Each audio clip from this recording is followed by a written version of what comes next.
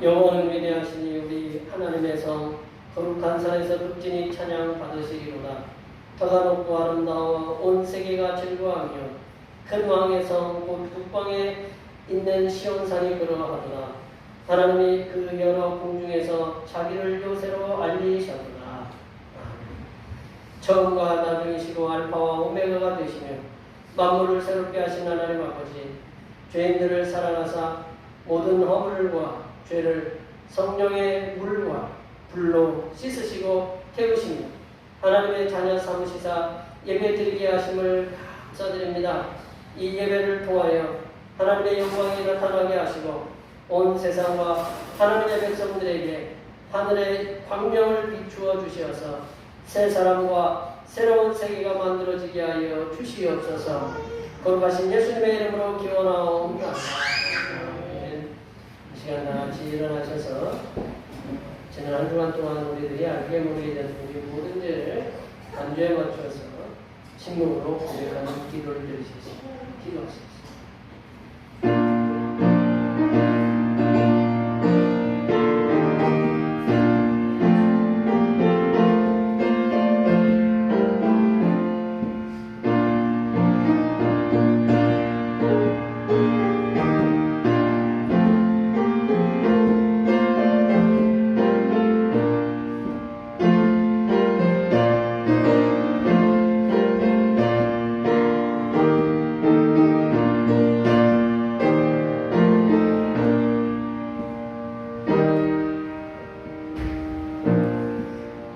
우리 하나님께서는 진심으로 죄를 고백하는 사람들에게 그 죄를 용서하기로 약속하셨습니다. 내가 이르기를 내 허물을 여호와께 자복하리라 하고 주께 내 죄를 아뢰고 내 죄악을 숨기지 아니하였더니 곧 주께서 내 죄악을 사하셨나이다. 이 말씀에 의하여 우리의 죄가 용서받았음을 확신합니다. 찬송 4장 하시겠습니다.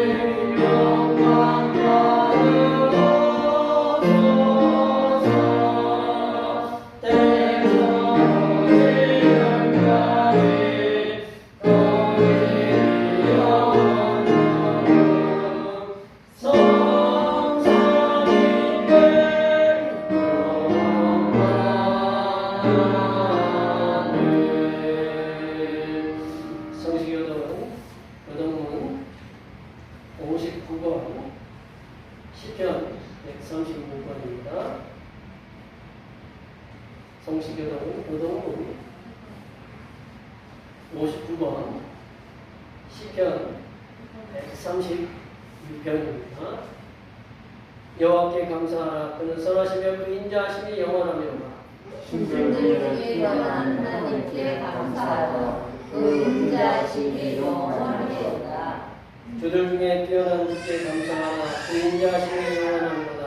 홀로 큰 기업을 하시는 이에게 감사하라. 그 인자하심이 영원하미로다. 지혜로 하늘 지으신 이에게 감사하라. 그 인자하심이 영원하미로다. 땅을 위에 펴신 이에게 감사하라. 그 인자하심이 영원하미로다. 큰 빛들을 지으신 이에게 감사하라. 그 인자하심이 영원하미로다. 해와 달을 수하게 하신 이에게 감사하라. 그 인자하심이 영원하미로다.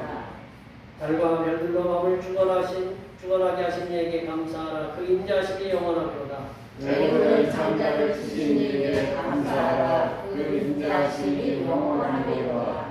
이스라엘을 그들 중에서 인도하여 되신 이에게 감사하라. 그 인자하심이 영원하미로다.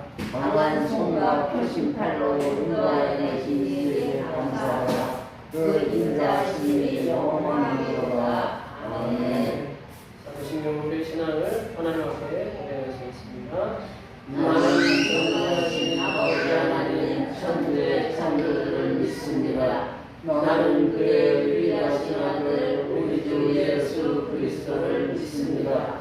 그는 성령으로 잉태되어 성령령 아래에서 나시고 본요 빌라도에게 고난을 받아 십자가에 못 박혀 죽으시고 장사된 지 사흘 만에 죽은 자 가운데서 다시 살아나셨으며 하늘에 오르시어 전능하신 아버지 하나님 편에 앉아 계시다가 거기로부터 살아있는 자와 죽은 자를 심판하러 오십니다. 나는 성령을 믿으며 거룩한 공교회와 성도의 교제와 죄를 용서받는 것과 몸의 부활과 영생을 믿습니다. 아멘. 다 같이 앉으셔서 찬송 69장 하시겠습니다. 찬송 69장입니다.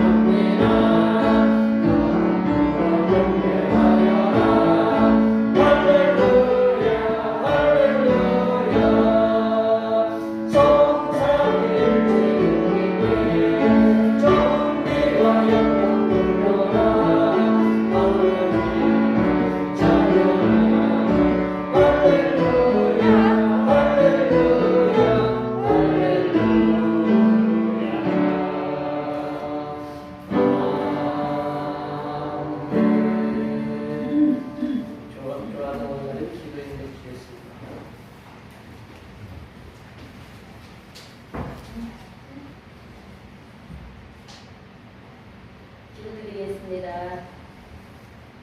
전능하신 하나님 아버지, 올 한 해의 첫 시간을 주님 앞에 기린 지 엊그제 같은데 벌써 한 해의 절반이 지나고 7월의 산목더위와 연일 계속되는 폭염과 장마비로 힘든 우리 성도님들을 주님의 절로 인도하사 찬송과 예배를 드리게 하신 은혜에 감사드립니다. 사랑이 많으신 주님, 우리 위에 속한 모든 성도님들의 건강을 하나님 앞에 온전히 순종하게 하시어 하나님이 주시는 복을 받는 은혜가 있게 하여 주옵소서. 우리 대평교회가 이 지역에 죽어가는 영혼들을 살리는 운명의 교회가 되게 하여 주옵소서. 이 시간 자리에 세우신 목사님을 특별히 사랑하여 주시사 영육간의 강건함을 주시고 말씀을 선포할 때 우리 하나님을 만나는 권세 있는 말씀을 있게 하여 주옵소서. 이 모든 말씀을 살아서 역사하시는 예수님의 이름으로 기도드리옵나이다. 아멘.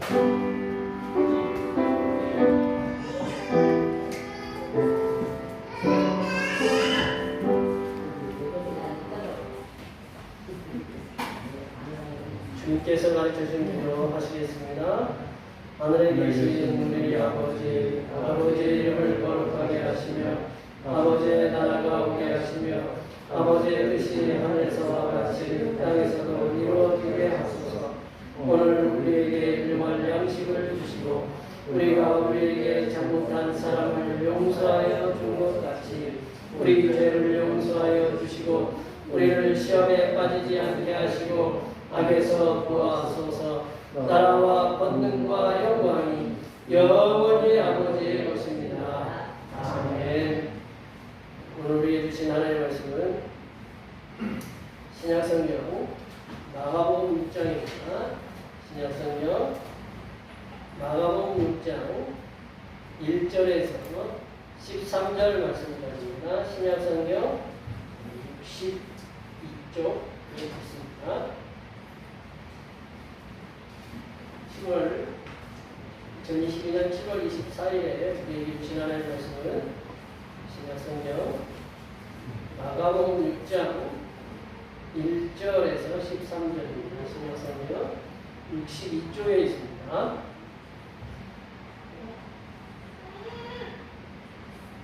한 절씩 교도하시겠습니다.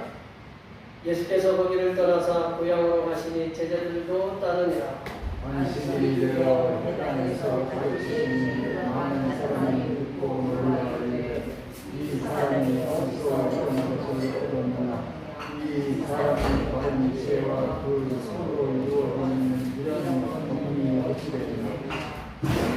이 사람이 마리아의 아들 목수가 아니라 야고보와 요셉과 유다와 시몬의 형제가 아니라 그 너희들이 우리와 함께 여기 있지 아니하냐고 예수를 배척하니라. 예수께서 그들에게 이르시되 선지자가 자기 고향과 자기 친척과 자기 집에서는 존경받지 못하는 놈이 아니라. 거기서는 아무 권능도 행하실 수 없어 다만 소수의 병자에게 안수하여 고치실 뿐이었고 그들의 믿지함을 이상히 여기셔서 이에 모든 손을 가르치시더라. 12제자를 부르사 둘씩 보내시며 더러운 귀신을 제어하는 권능을 주시고 명하시되 너희를 위하여 신하는 데에는 양식이나 배낭이나 정대 돈이나 아무것도 가지지 말며 신발 신고 두벌옷도 입지 말라 하시고 똥을 질세 어디서든지 그의 집에 들어가거든 그곳을 떠나기까지 유하라. 어느 곳에든지 너희를 영접하지 아니하고 너희 말을 듣지도 아니하거든 거기서 나갈 때에 발 아래 먼지를 떨어버려 그들에게 증거를 삼으라 하시니 제자들이 나가서 회라 전파하고 함께 보시자. 많은 귀신을 쫓아내며 많은 병자에게 기름을 발라주시라. 아멘. 오늘은 성령 강림절로 6번째 주일입니다. 7번째 주일입니다. 삶의 위기 때마다 공주에서 위로하여 주시는 성삼일 찬양께 항상 감사하시기 바랍니다. 매주일 찬양 예배는 권사님과 여러분들의 도움에서 너무 찬양 오후 1시에 드립니다. 수요일 시간에 시가서 말씀을 나누고요. 지금 코로나19가 계속 확산하고 있다고 하는데 성도님들 조심하시고 코로나 때문에 어려움 당하지 않도록 위에서 함께 서로 기도해 주시면 감사하겠습니다. 우리 중보기도 주님의 부활을 믿음으로 항상 기도하고 감사하는 삶을 살게 해달라고 위해서 기도해 주시면 감사하겠습니다. 오늘 안예배 후에 점심 공동 식사가 있는데 위해서 함께 수고해 주셔서 참 감사합니다. 한 주간에 여러 가지 일들이 이렇게 우리 교회 속에서 있는데 내일 일은 잘 몰라요. 저도 뭐 일이 있어가지고 지금 몸이 좀 불편한 상황에 있는데 여기 계신 분들 내일 일을 모르니까 우리가 현재 오늘 있는 가까운 분들에게 많이 사랑하고 많이 축복하고 많이 기도해 주시고 많이 사랑을 나타내 주시면 그게 하나님 나라 가서 그게 큰 은혜로 이렇게 쌓일 겁니다.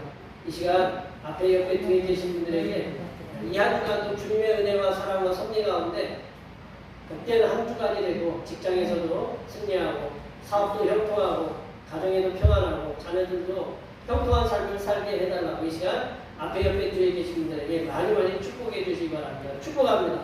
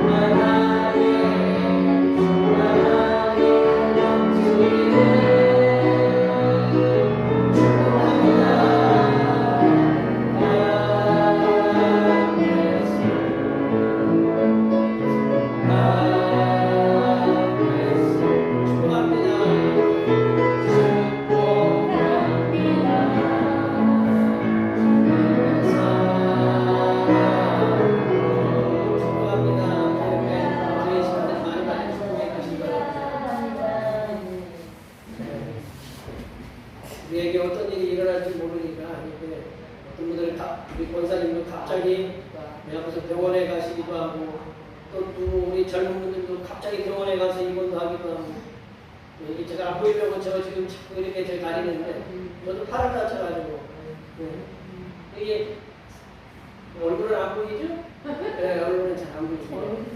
안 보이니까 사람들이라는 게 모르니까 앞에 옆에 뒤에 계신 우리 가족들 열심히 살아오고 이렇게 많이 축복해 주시면서 매일매일 살아가시기를 축원합니다. 예, 예수님께서는 하늘 보좌를 버리시고 이 땅에 성육신 하실 때부터 세상으로부터 배척을 받으시면서 살아오셨어요. 예수님께서는 태어나시면서부터 천한 말구유에 태어나셨고 1년이 지난 후에 학자들에 의하면 1년이 지난 후에 베들레헴에서 그 헤롯의 칼날에 의해서 우리 마태복음 1장에 보면 헤롯의 칼날을 위해서 죽음의 위협을 받고 애굽으로 피신하셨습니다. 또한 공생애를 시작하면서도 바리새인, 사두개인, 서기관, 율법사들은 그들로부터 계속적으로 배척을 당하셨어요. 더 나아가서 예수님의 당신의 제2의 고향, 제1의 고향, 처음 고향은 예수님 베들레헴입니다. 태어나신 데는 베들레헴이고 두 번째로 사신 데는 나사렛에서 사셨는데 제2의 고향인 그 나사렛에서 거기서도 배척을 당했다. 우리 3절 말씀을 한번 읽어보고요. 3절 말씀을 다 같이 읽어보겠습니다. 이 사람이 마리아의 아들 복수가 아니냐, 야고보와 요셉과 유다와 시몬의 형제가 아니냐, 그 너희들이 우리와 함께 여기 있지 아니하냐고 예수를 배척한다. 배척했다. 원래 거부한 거죠. 공격한 거예요, 예수님. 예수님의 인생은 당신의 피조물로부터 배척을 받는 삶을 사셨다. 당신이 요한복음에 그걸 잘 나타내요. 요한복음 1장에 당신이 만드신 땅에 이 땅에 왔는데 예수님을 갖다가 그 사람들이 거부했다라는 거죠. 이렇게 당신의 피조물들로부터 배척을 받으시면서도 예수님은 변함없이 행하셨던 것들이 있어요. 그것을 오늘 본문 말씀을 통해서 이렇게 살펴보면서 예수님께서 먼저 걸어가셨잖아요. 예수님 먼저 걸어가셨으면 걸어가신 이유가 뭐라고 하냐면 우리도 따라오라고 걸어가시는 거거든요.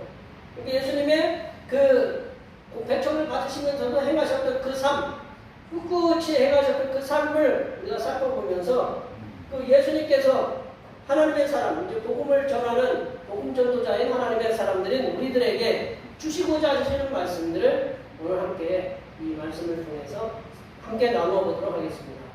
첫 번째로 복음을 전하는 하나님의 사람의 삶은 환영받지 못하는 삶임을 인식하는 거다. 복음을 전하는 예수님 믿고 그 복음을 전하는 사람들의 삶은 환영을 받지 못하는 삶이다. 오세요가 아니고 가세요 이렇게 환영받지 못하는 삶임을 우리가 인식하면서 살아야 된다. 우리 동네 분들도 그렇잖아요. 우리가 예수님 그냥 가면 괜찮은데 그래 나 교회 나와 하면 이제 교자만 따라오면 좀 얼굴이 좀 그렇잖아요.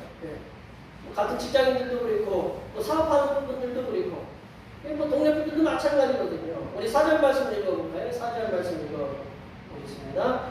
예수께서 그들에게 이르시되 선지자가 자기 고향과 자기 친척과 자기 집에서는 존경을 받지 못함이 없느니라 하시니라. 예수님이 하신 말씀을 거기 한번 이렇게 세상을 한번 까서 읽어보면 예수님께서 말씀하신 게 선지자는 쉽게 얘기하면 자기가 아는 사람들로부터는 존경을 받지 못한다라는 거예요. 그게 자기 고향, 자기 친척 그들로부터는 존경을 받지 못한다라는 거예요. 예수님께서 오래간만에 이제 복음을 전하시다가 이곳저곳 이제 제자들을 선택하셔서 이곳저곳 복음을 전하시면서 다니셨는데 이제 그래도 고향이잖아요. 어머님 계시니까 마리아님 계시니까 고향에 이제 돌아가셨어요. 근데 마침 그때가 안식일이었어요. 안식일이 되면 그 회당에서 누군가에게 말씀을 전하도록 회당의 그 관리자가 누구 오늘 말씀 전할 분 계십니까? 그러니까 예수님이 나가셔서 말씀을 가르치셨어요. 그래 하나님 나라에 대해서 예수님이 말씀을 가르쳤겠죠. 오늘 본문에는 정확하게 뭘 가르치셨는지는 나오진 않지만 분명히 예수님은 하나님 나라에 대해서 말씀을 가르치셨어요. 예수님께서 전하시는 말씀을 들은 회당에 모인 다 동네 사람들이잖아요. 동네 사람들. 회당에 모인 사람들은 예수님께서 전하시는 말씀을 듣고 굉장히 놀랐다라는 거예요. 정말로 놀랐다라는 거죠. 근데 그러나 말씀을 듣고 놀란 것은 그뿐이었다. 우리 2절 3절에 보면 그거잖아요. 말씀을 듣고 놀랐다라는 거죠. 근데 말씀을 듣고 놀란 것 거기까지다. 근데 그 말씀을 듣고 동네 사람들은 바로 예수님을 거부하기 시작했다. 거부하기 시작했다. 예수님의 지혜와 권능의 출처가 어디냐? 갑자기 의문이 되는 거예요. 아니 제가 우리랑 같이 이렇게 이렇게 소꿉장을 하고 놀면서 이렇게 30년을 지냈는데 우리 보니까 특별히 배운 거 없는데 어디서 저런 지혜와 권능이 나오느냐? 지혜와 권능은 어디서 왔냐고 보냐면 예수님 당신이 가지고 내려오셨잖아요. 하늘로부터 왔잖아요. 근데 그걸 몰라요. 그들은 다만 누구로 아느냐? 그냥 30년 동안 함께 동네에서 살았던 그냥 동네 사람으로 알고 있는 거예요. 특별히 지인으로 알고 있는 거예요. 그리고 이제 또 문제가 되는 게 누구냐면 이제 아버지가 목수였으니까 자기도 목수고 예수님도 목수잖아요. 열심히 예수님의 동네로부터 쉽게 얘기하면 용포 정도 떨어진 곳에 용포 여기 멀어요? 가까워요? 먼저 옛날에 딱 걸어다녔던 거리잖아요. 멀다고 멀지만 요즘은 다 걸어서 이제 근데 예수님 사셨던 그 나사렛이라는 동네부터 한 6km 정도 떨어진 용포보다 좀 더 가까워. 그 동네가 무슨 그 도시였냐면 세포리스라는 아주 유명한 우리 성경에는 안 나와요. 그러나 아주 유명하고 큰 번영하는 동네가 있었어요. 근데 한번 몇 번 망했어요. 망했다가 이제 다시금 이제 건축하고 있는데 건축을 하려면 그 당시에는 누가 필요할까요? 그래 목수가 필요한 거예요.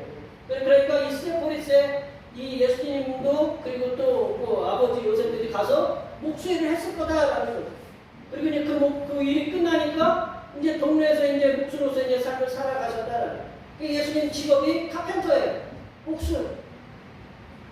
복수라고 얘기 나오잖아요, 사모님. 복수고. 그게 또 뭐라고 나오냐면, 그 예수님의 이제 친동생들이 있었어요. 이제 예수님의 친동생들이 있었는데, 그 친동생들 뭐 남동생도 있고 여동생도 있고.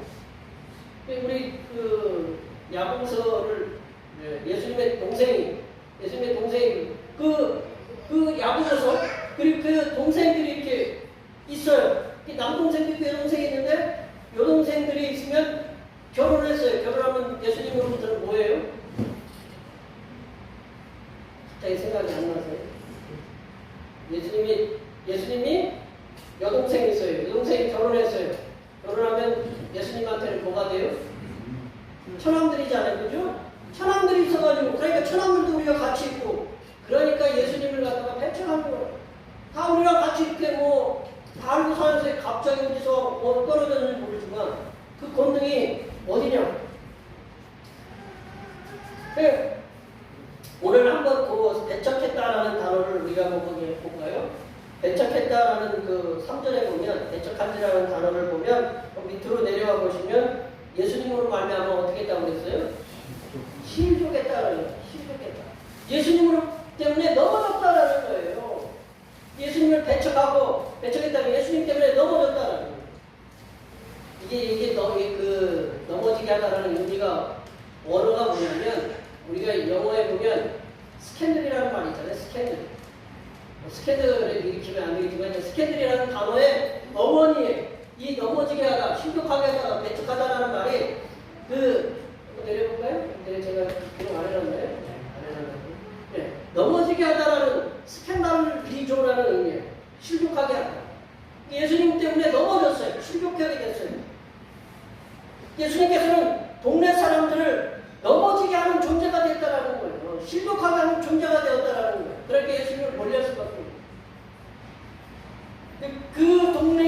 그러한 동네 사람들의 반응에 예수님께서는 낙심하지 않으셨다. 과거 구약시대로부터 내려오는 속담과 같은 말씀을 이렇게 말씀을 전하셨어요. 뭐라고 했냐면 4절 말씀에 선지자가 자기 고향과 자기 친척과 자기 집 외에서는 존경받지 않음이 없다. 그러니까 알고 있는 사람들에게는 존경을 받지 못한다. 옛날에 굉장히 악한 지도자로 이렇게 꼽고 있는 스탈린이라는 분이 있거든요. 스탈린, 소련 시대에 북한이 우리나라를 쳐들어오게 만들었던 그 스탈린이라는 아주 악한 지도자가 있는데, 그 사람이 정권을 딱 잡으니까 가장 먼저 한 사람이 가까운 사람을 다 숙청하는 거예요. 자기를 잘하니까. 예수님도 마찬가지로 자기 동네에서, 그리고 자기 친척에서 칭찬을 받지 못했다는 거죠. 생명의 말씀, 하나님의 말씀을 전하는 사명을 받은 복음 전하는 자들의 삶은 어떠냐면, 예수님처럼 환영받지 못하는 삶을 우리가 날마다 인식해야 됩니다. 예수님의 그 복음을 전하는 하나님의 사람들의 삶은 환대받는 삶이 아니라 도리어 거부당하고 배척당하는 삶임을 우리가 인식해야 됩니다. 우리가 전하는 복음은 생명의 복음의 말씀이지만, 들을 수 있는 자에게는 생명의 말씀으로 들려서 그 구원의, 예수님의 구원의 초청에 응답해서 아멘하고 응답하고, 우리가 없는 자에게는 하나씩 시끄러운 복음의 소리에 불과하다라는 거예요. 그러니까 우리가 지금 제가 이렇게 설교하는 거 있잖아요. 그 설교하는 거를 우리 믿지 않는 사람이 들으면 하나의 그냥 소음에 불과하다라는 거예요.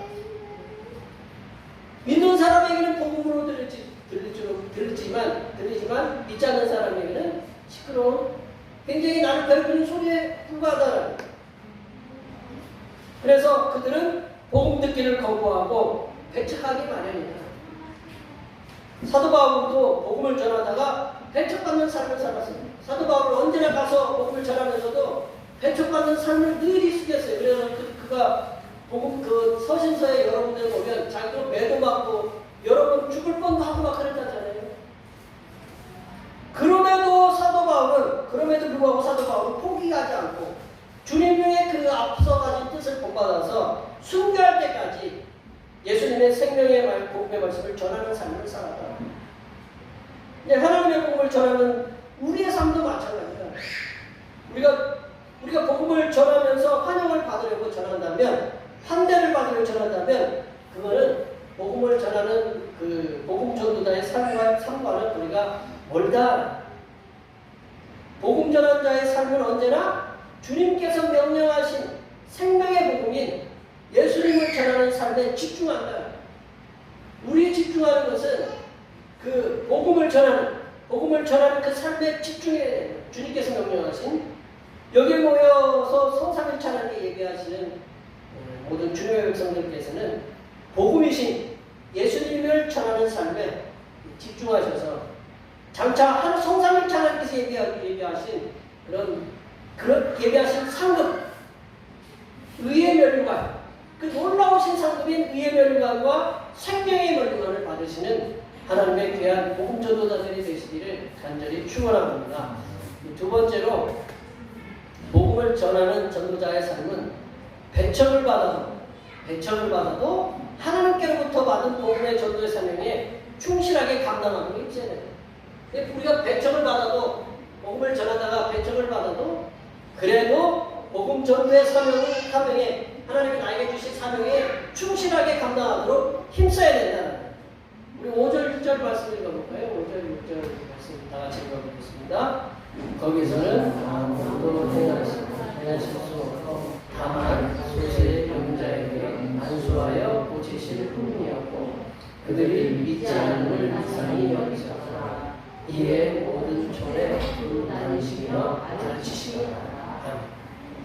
예수님께서는 가장 환영받고 가장 존경받아야 할 고향에서 놀라운 하나님의 말씀을 전하셨음에도 불구하고 배척을 당하신 그런 수모를 겪으셨다. 예수님께서 그렇게 배척의 수모를 겪으셨다면 마음의 그 감정의 상처를 받으셨기에 아무런 능력을 행하시지 않으시고 고향을 떠나셔야만 했었다. 누가복음에 의하면요, 오늘과 같은 비슷한 복음의 말씀이 있는데 누가복음에는 더 상세한 내용이 이렇게 추가가 되어 있는데, 누가복음에 의하면 예수님께서 고향에서 말씀을 전하시고 난 후에 큰 봉변을 당하실 뻔하셨음을 말씀하시는 것이 있거든요. 누가복음 4장 29절 말씀을 함께 볼까요? 누가복음 4장 29절 함께 읽어보겠습니다. 일어나 동네 밖으로 쫓아가며 그 동네가 건설된 산 낭떠러지까지 끌고 가서 밀접 떨어뜨리고자 하여. 저희들도 이제 뒷사람하고 그 성지순례 갈 때 이 밀접 떨어뜨리려고 했던 그곳에 가봤거든요. 주님이 거기서 떨어지셨으면 십자가에 못 박히시고 그냥 돌아가셨을 거예요. 예수님이 말씀을 전했는데 듣기 거북하다라는 거죠. 배척한 거죠.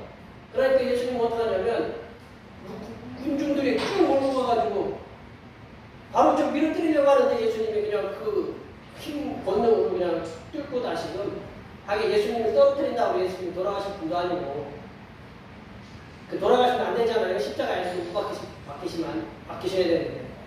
근데 그렇게 이런 수고를 겪으셨다는, 이런 고난을 겪으셨다는 거죠. 예수님께서 이렇게 생명의 위험을 받으시는 여러 가지 어려움을 당하시면서까지도 예수님 당시께서 이 땅에 오신 사명에 충실하셨다. 예수님께서는 예수님의 명성을 듣고 찾아온, 예수님 소문을 들었잖아요. 그동안 예수님이 병자도 고치고 많은 사람들의 죽은 자도 살리시고 그런 소문들을 듣고 찾아온 병자들이 그 앞에 있었어요. 그 병자들을 갖다가 눈에 들어올까요? 안 들어올까요? 자기 막 배척하고 생명의 위협도 느끼고 막 그러는데, 그런데 예수님께서는 예수님의 명성을 듣고 찾아온 그 병인들을 고쳐주셨다. 병고침을 받은 이들, 한번 생각해보세요. 우리 권사님들 먼 길 찾아서 막 갔는데, 예수님 명성 듣고 갔는데 예수님 그렇지 않고 그냥 갔어 봐요. 무슨 질병 걸리는지 모르잖아요. 우리 권사님들, 저도 이제 뜨거운 물에 대서 보니까 뜨거운 물에 대신 분들 엄청 많더라고요. 뜨거운 물에 대면 뭐가 남아요? 상처가 나오고 자국이 남잖아요. 화상 자국이 무섭잖아요. 그런 상처가 많이 있어요. 만약 여기 계신 우리 권사님들이 먼 거리를 걸어가지고 예수님을 만나러 가가지고 내가 아니면 딱 고침을 받으려고 했더니 예수님 모른 척 가셨다 그러면 어떻게 해요? 아시는 예수님 많잖아요. 근데 예수님이 모인 무리들을 갖다가 그냥 마음의 상처를 받으셨어요. 그럼에도 불구하고 그 상처를 뒤로하고 병자들에게 안수하시고 말씀으로 그들을 고쳐주셨다는 거예요. 만약에 그 고침을 받은 사람 중에 우리 가족, 내 자식, 내가 있다면 예수님 어떻게 생각하겠어요? 생각해보세요. 우리 지금 권사님들 우리 지금 질병을 가진 가족이나 누가 있잖아요. 내가 어렵게 데리고 갔어요. 야 예수님 소문이 들으니까 병자 고친다더라. 박병 정도 딱 붙잡고 갔는데 예수님 오늘 잘 갔어 가. 그 얼마나 실망하겠어. 우리 권사님들 어디 아픈 데를 갖고 예수님한테 갔는데 예수님이 그걸 고쳐주셨다. 평생에 예수님을 붙잡고 가는 거예요. 예수님이 병자를 고치셨다는 그 자체가 굉장히 의미 있는 거죠. 병 고침을 받은 사람은. 그래서 왜 의미가 있냐면 보통 그 당시에는 병이 있으면 죄가 있다고 생각했어요. 그래서 이 질병에서도 해방을 얻을 뿐만 아니라 자꾸 누군가가 나면 너 죄가 있으니까 너 병을 얻을 거야. 그거로부터도 자유감을 얻은 거예요. 그러니까 그런 질병도 치유됐지만 그런 죄를 지었다라는 그런 압박감으로부터 해방됐다라는 거죠. 또한 예수님께서는 고향으로부터 멸시와 배척과 모욕들을 뒤로한 채 6절 끝에 보시면 이러잖아요. 이 마을 저 고을에 두루 다니시면서 복음을 전하시고 가르치셨다. 세상 모든 사람들은요 감정의 동물이다. 감정의 동물. 우리 그래야 우리 권사님들 감정의 동물이잖아요. 감정의 상처를 받으면 모든 게 끝이에요. 우리 그런 말씀 있잖아요. 지렁이 밟으면 어떻게 해요? 밟으면 죽어야 이제 끄트라기 하더라도 죽더라고 보니까 장갑 밟으면. 요즘 미달팽이가 하도 여기 많이 나와가지고 제가 요즘 발을 갖다가 이렇게 하고 다녀요. 이렇게 하고. 걔네들 어떻게 밟지 않으려고. 사람은 자기가 잘 아는 사람들의 강하고 모르는 사람들로부터 상처받는 것보다는 자기가 잘 알고 있는 사람들의 강하고 거친 반발에 감정의 상처를 받으면 그렇잖아요. 상처를 누구로부터 많이 받아요? 가까운 사람들로부터 상처를 받아요. 말 한마디에 상처를 받고 그 상처를 받으면 지금까지 순조롭게 진행되어 오던 그 일에 그 어떤 관계에 동력을 이렇게 말입니다. 그런 일 한 번도 없어요? 우리 권사님들? 여기 우리 계신 분들? 한번 상처를 받으면요. 어떤 분들은 평생 안 보시는 분들도 계시죠. 복음 전도 사역도 마찬가지다. 복음 전도 사역자가 사역을 열심히 하다가 강한 반발로, 특별히 이제 가까운 사람들에게 강한 반발로 상처를 받게 되면 복음의 동력을, 그 복음의 추진력을 이렇게 말합니다. 그래서 한동안 아무 일도 하지 않게 된다. 하지만 우리 주님께서는 그렇게 강한 반발과 목숨의 위험을 당하셨음에도 불구하고 하나님께로부터 받은 사명인 하나님 나라의 복음 전대 동력을 계속해서 밀고 나가셨다는 거죠. 병든 자를 치유하시고 하나님 나라를 계속해서 전파하셨다는 거죠. 이게 복음 전도자의 사명을 맡은 우리들도 복음 전할 때 믿지 않는 세상 사람들이나 혹은 같이 믿는 사람들, 같이 믿음의 형제 자매라 할지라도 우리들이 전하는 복음의 전도에, 내가 복음을 전하는 그런 복음 전도에 대해서 탐탁하지 않게 반발하시는 그런 분들이 계시기도 할 것이다. 우리들이 열심히 복음을 전하는데 한 번씩 강한 반발, 강한 태클을 걸지 마. 그런 노래도 있잖아요. 태클이 뭐냐면 우리 축구하다 보면 수비하다 보면 이렇게 저 사람 좀 막으려고 공을 하다 쉽게 발로 해가지고 못 가게 막는 게 태클이거든요. 태클 걸려서 넘어지면 많이 다치기도 하고 이제 그런데 태클 강한 반발이 오거나 그리고 누군가 나를 가로막으면 마음의 상처를 받아서 잘 진행해오던 복음 전도의 동력을 잃게 말입니다. 그런 상황이 있을지라도 여기에 모여 예배하시는 성삼일차례 예배하시는 모든 주님의 백성들께서는 주님의 전도를 받으셔서 주님의 전도의 태도를 본받으셔서 양망치 말고 끝까지 맡으신 바 전도의 사명을 감당하신 하나님의 자녀들이 되시기를 간절히 축원합니다. 세 번째로 복음 전도자의 그 삶은 복음 전도자의 그 사명자의 자세, 복음 전도자의 사명자의 자세에 충실하는 거다. 이 복음 전도자의 사명자의 자세가 있잖아요.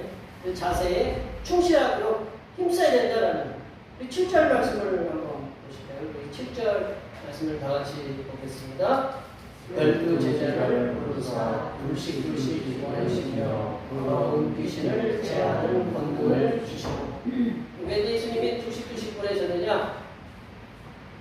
이게 증거의 확증이거든요. 그러니까 한 사람이 증언하는 것보다는 두 사람이 증언하는 게 구약의 율법에 보면 한 사람의 증언이 아니라 두 사람의 증언을 확실하게. 그래서 아합이 나봇의 포도를 빼앗을 때 거짓 동네 사람들, 거짓 증인들을 여러 세워가지고 하나님 모욕했다고 해서 돌마다 죽였잖아요. 증언을 세우면 여럿이 세우는 거예요. 혼자의 증언보다는 둘 이상의 증언이 확실하기 때문에 뚜씩 보냈다. 옛날에 우리 2차 세계대전에도 독일이 그 공격할 때 비행기를 갖고 둘씩 해가지고 연합군을 공격해서 연합군을 많이 상처를 입혔다. 여기 이렇게 이거를 갖고 이제 결과를 다 인용해서 이렇게 참 성경이 여러모로 유익하지만 그런 데는 유익하게 안 했으면 좋겠는데 나쁜 일에는 둘씩 전해서 보냈어요. 예수님께서는 당신의 고향에서 배척을 받으신 이후에 치유의 사역과 말씀을 가르치는 사역을 계속하시면서도 제자들을 세우셔서 복음 전도자로서 파송하셨다. 예수님이 가셔야 될 곳에 먼저 둘씩 보내셨다라는 거죠. 예수님께서 제자들을 복음 전도자로 파송하시면서 무슨 권능을 주셨냐면 귀신을 제어하는 권능을 주셨다. 귀신을 제어하는 권능. 여기 계신 분들도 기도하세요. 이렇게 귀신이라는 건 더러운 영이거든요. 악한 영이거든요. 그러면 우리가 예수의 이름으로 병원이 물러날지어다. 기도하세요. 우리가 정신적인 질환하고 귀신 들린 거하고 일단 우리가 좀 구분하기 어려우지만 우리 악한 영에 들린 사람들은 예수님의 이름으로 명하셔야 돼요. 왜냐하면 우리에게 그런 권능을 주셨기 때문에 내가 할 수 있는 게 아니고 예수님께서 나와 함께 하시잖아요. 그러면 나사렛 예수의 이름으로 명하노니 일어나 걸으라고 그 베드로와 그 요한이 그 지체장애자를 이렇게 일으켰을 때 일어났잖아요. 우리는 명해야 돼. 귀신을 제하는 권능을 이 제자들에게 주셨지만 우리들에게도 주셨다는 거 믿고 기도하시기 바랍니다. 그 귀신을 쫓아내는 권능을 주실 때에 또한 그 권능만 주신 게 아니라 복음 전도자로서의 가져야 될 태도에 대해서 이 태도에 대해서 우리들이 읽었던 8절에서 12절 말씀까지 분명하게 말씀하고 계십니다. 한번 눈으로 한번 거기 제가 한번 말씀을 드릴 때 한번 읽어보세요. 복음 전도자는 복음 전도를 위해서 여행에 뭐를 가지지 말라고 그랬어요? 지팡이 외에 아무것도 가지지 말라고 했어요. 지팡이 외에 아무것도 가지지 말라. 양식도 배낭도 돈도 신 하나 입고 신 하나와 옷 입고 있는 옷 한 벌로 쭉 가라. 우리 권사님들 우리 여기 계신 분들 예수님이 너 전도하러 가라. 그리고 이렇게 해가지고 옷 하나 하고 배식 먹을 것도 없고 그냥 지팡이 하나 들고 딱 가시라고 하면 어떻게 가시겠어요? 여기 권사님이 눈짓을 보시니까 여기 아이고 전도 목사님이랑 가세요. 그런 건 아니시죠? 예. 우리 가겠느냐 이거죠. 예. 근데 왜냐하면 그 당시에 그렇게 그런 무슨 견유학반이 그러니까 그런 이게 아무것도 안 가지고 다니면서 이리저리 이렇게 구걸하는 이게 그런 전도하는 사람들이 있었어요. 그런 일이 복음 전도가 아니고 그렇게 하는 사람들이 있었는데 그보다 이제 더 나은 그 복음 전도를 위해서 예수님이 이렇게 제자들에게 명령하신 거거든요. 그러니까 양식도 배낭도 돈도 가지도 말고 다낭 지팡이와 신 하나 그리고 옷 한 벌 그걸 쭉 하라고 했어요. 그리고 또 거기에 또 더 나가 보면 복음 전도하는 자신들을 받아들이는 곳에는 머물고 그리고 받아들이지 않는 곳에는 어떤 미련을 갖지 말고 발 안에 있는 먼지를 털어버리라 이렇게 말씀하셨거든요. 발언의 먼지를 털어버리라는 말은 무슨 뜻이냐면 완전한 거부를 말하는 거예요. 완전한 거절. 나는 그들한테 가지도 않는다. 야, 생명의 말씀 복음을 너희들에게 전하지 않는다. 그러고 나오라고 이렇게 말씀하셨어요. 예수님이 이제 8절부터 12절까지 하신 말씀의 의미가 뭐냐? 8절부터 12절까지 이러한 여러 가지 명령들을 말씀하셨는데, 저 앞에 보시는 것처럼 그러한 의미가 있다라는 거예요. 이런 의미라고 제가 한번 읽어보려고. 학자들이 이렇게 얘기해요. 이런 의미가 있다고. 누구든지 하나님보다 자기의 물질적 혹은 정신적 장비를 더 신뢰하는 사람. 쉽게 얘기하면 우리가 돈도 많고 어떤 옷도 여러 벌 입고 그 배낭도 있고 양식도 든든히 가지면 하나님을 의지할 수가 없다라는 거죠. 이런 물질적 정신적 장비가 이렇게 더 튼튼하면 그거는 그 자신과 그 소식으로 하여금, 그러니까 이 복음을 전하는 사람이 아주 그냥 죄송합니다. 매덕장에 차를 타고 이렇게 막 가가지고 복음을 딱 전하면, 가난한 사람들에게 복음을 전한다고 내가 복음을 전하고 그러면 매덕장에 차 타고 이게 몇백만 원짜리 탁 입고 머리도 이게 어디 가서 이게 몇십만 원 하여튼 머리 탁 하고 가본다고 생각해보세요. 여기에 막 주렁주렁 이렇게 여기에 다이아몬드 몇십 캐럿씩 탁 입고 가서 복음 전한다고 생각하시면 그런 분은 안 계시겠지. 그럼 어떻게 했어요? 복음 전하는 받는 사람들이 어떡해요? 저기 그렇게 할까요? 그렇게 하지 않겠네. 이게 예수님이 하시는 얘기가 최소한의 이제 뒤에 가서 또 설명드리지만 그 믿음직지 못하다라는 거죠. 너의 네가 갖고 있는 그런 권력으로 했는데 나 복음을 전하는데 그거 믿음직스럽지 못하다라는 거죠. 그렇지만 제자들이 밑에서 세 번째 줄에 보시면, 그렇지만 제자들이 실제로 살아가는데 필요한 최소한의 것들은 그것은 받아도 된다. 이렇게 그 학자들이 이렇게 얘기하고 있어요. 이게 복음 전도자가 최소한의 것들을 사람들에게서 받을 수 있다. 그런데 받을 수 있는데 이것저것 따지지 말아요. 뚝 주는데 이거는 내 취향이 안 맞아. 내 음식이 안 먹으니까 이거는 다른 걸로 갖다 주세요. 그렇게 하지 못한다라는 거예요. 주는 대로 먹고 재워주면 재워주는 대로 재워주는 대로 잡아서 복음을 전하라는 거죠. 성삼일체 하나님을 전하는 하나님의 복음의 전도자는 성삼일체 하나님을 전하는데 집중하셔야 된다라는 거예요. 집중하셔야. 최초로 이렇게 우리 나중에 목사가 될 수도 있네요.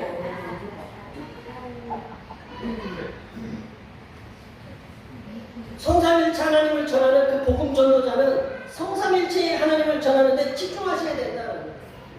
그렇지 않고 하나님과 다른 것에 집중해서 오늘 내가 복음 전하는데 내 머리 스타일 어때? 그래가지고 가가지고 어디 미용실에 가서 머리 막 가지고 얼굴 그리고 반지 끼고 그렇게 하는 거, 그게 집중하면 안 된다라는 거죠. 그러면 하나님께서 받은 사명, 맡기신 복음 전도자로서의 사명을 충실하게 감당하지 못하게 된다. 그러면 우리가 말끔하게 가고 우리가 이렇게 정갈하게 가야 되지만 복음 전도자의 사명에 발목을 잡는 때는 우리가 그러잖아요. 먹을 거, 마실 거, 입을 거, 생존에 필요한 것들이 우리의 또 복음을 전하는데 발목을 잡을 수 있다는 거죠. 분명히 생존에 필요한 도구들이 주님께서는 공급해 주신다고 했지만 이러한 도구들에 너무 먹고 마시고 그런 것들에 집중하다 보면 전도자의 복음 전도자의 사명에 소홀히 할 수 있다. 그런 거에 너무 집중하여서 복음을 전하는데 소홀히 하지 말라고 주님은 우리에게 말씀하신다는 거예요. 복음 전도자가 그의 사명에 충실하다 보면 생존에 필요한 도구들을 천지를 창조하신 전능하신 하나님께서 채워주신다라는 그런 말씀입니다. 그러므로 복음 전도자의 사명을 열심히 감당하도록 힘쓰시기 바랍니다. 복음 전도자의 사명을 맡은 우리의 모든 용려를 아시는 그 주님께서 모든 것을 가장 선하게 채워주실 줄 믿습니다. 그 말씀을 정리해보면요. 하나님의 복음을 전하는 사명을 맡은 복음 전도자의 사명은 이 복음을 전하는 그 하나님의 사람의 삶은 환영받지 못한다. 그런 것을 우리가 인식하면서 살아야 되고요. 또한 복음을 전하는 전도자의 삶은 배척받아도 주님께로부터 받은 그 사명을 끝까지 충실하도록 감당하도록 힘써야 된다. 마지막으로 복음 전도자의 삶은 복음 전도자로서의 그 사명자의 자세에 충실히 감당해야 된다. 여기에 모여 성삼일체 하나님께 예배하시는 모든 주님의 백성들께서는 복음 전도자의 사명을 충실하게 감당하셔서 이 땅에서도 복음 전도자가 받는 충만한 복을 받으시고 장차 들어갈 천국에서 하나님께서 예비해 주신 놀라운 의의 멸류관, 생명의 멸류관을 상급으로 받으시는 그런 축복을 누리시는 하나님의 귀한 자녀들이 되시기를 간절히 축원합니다. 기도하십시오. 하나님 아버지, 우리에게 복음 전도자의 사명자로 세우셨사오니 예수님의 복음 전도의 사역을 본받아 성실하게 복음 전도자로서의 사명을 감당하여 이 땅에서도 충만한 복을 받게 하시고 하나님 나라에서 예비해 주신 상급인 의의 멸류관, 생명의 멸류관의 축복을 받는 하나님의 자녀들이 되게 인도하여 주시옵소서. 거룩하신 예수님의 이름으로 기도하옵나이다. 아멘. 오늘 우리 주신 하나님 말씀 생각하면서 찬송 502장 하시겠습니다. 찬송하시면서 준비하시면 하나님께 드리겠습니다.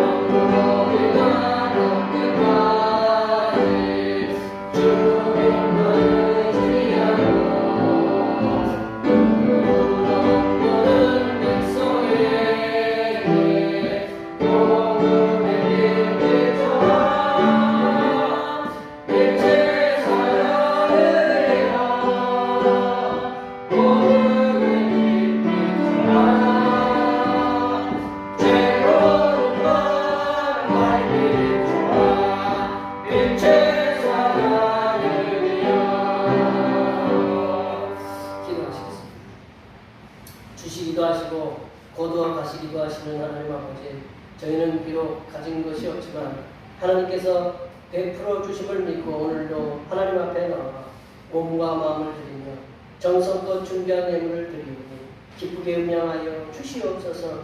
하나님 아버지, 무더운 날씨와 긴 장마 속에서도 지켜주시고 일을 할 수 있도록 날마다 힘을 주셔서 얻은 소득의 열의 하나를 드립니다. 바친 손길들마다 무더위와 장마 속에서도 항상 어려움이 없도록 지켜주시고 하는 일마다 형통하게 하시고 만나는 사람과의 관계가 잘 풀려지게 하여 주시옵소서. 물질로도 풍요롭게 하시고 마음에도 평강이 충만하게 넘쳐나게 하여 주시옵소서. 하나님 아버지, 항상 지켜주심에 감사하여 감사의 마음을 주십니다. 드립니다. 범사에 감사할 수 있는 마음을 주심에 감사하여 감사의 예물을 드립니다. 항상 기도하여 하나님께 우리의 소원을 아뢰 수 있는 하나님의 자녀되게 하심을 감사하여 감사의 예물을 드립니다.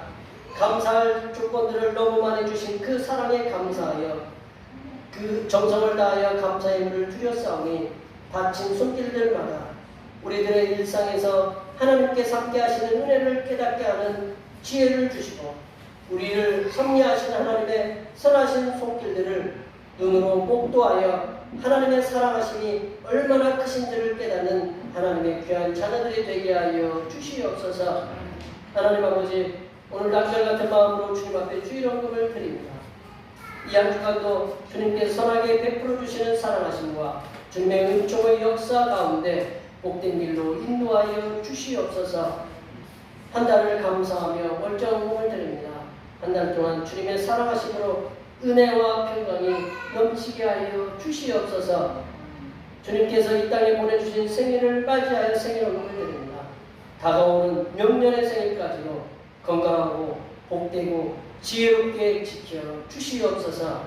하나님 아버지, 주님의 몸된 교회를 위하여 헌신하고 봉사하는 손길들의 소원을 기억하여 주시사 하늘로부터 내려주신 은혜가 충만하게 임하도록 도와 주시옵소서. 찬양봉사로, 주방봉사로, 홍동위원으로, 재정위원으로, 안내위원으로, 교회 청소로, 그 외 여러 곳에서 알지 못하는 여러 곳에서 주님을 위해서 수고하는 여러 손길들을 위해 하나님께서 보여주시는 새로운 비전들을 보게 하시고 이 땅에서 바라고 소원하는 모든 기도의 제목들이 다 응답받는 역사가 일어나게 하여 주시옵소서. 걸어가신 예수님의 이름으로 기도하옵나이다.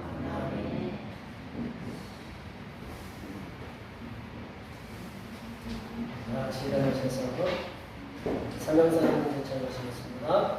대평교회 사명사님은 대평교회 사명은 하나님께서 우리와 함께 하시는 절대 믿음과 우리 가족을 사랑으로 구원하여 주심과 교회를 공시켜 주심을 비전 삼아 지역과 나라와 세계의 소금과 빛의 사명을 감당하는 것입니다. 믿음으로 하나님을 기쁘시게. 아멘. 선한 행실 구호제 장하시겠습니다. 복음의 선한 행실로 세상에게 칭송받는 교회 계좌 결단의 찬송 화성에 건너시겠습니다.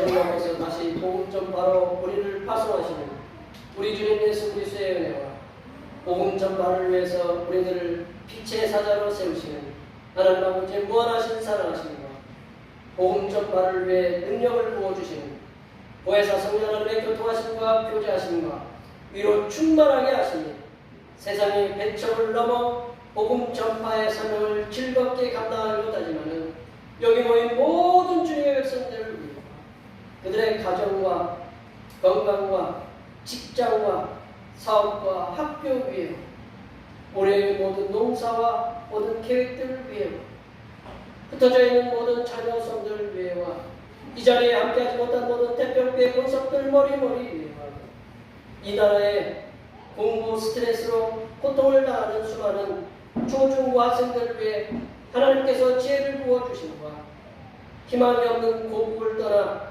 새로운 삶의 자리를 찾아 수천 킬로미터를 걷는 남아메리카의 카라반들을 위해 하나님의 새로운 삶의 터전을 열어주심의 역사가 이제부터 영원토록 함께하옵시기를 간절히 축원하옵나이다.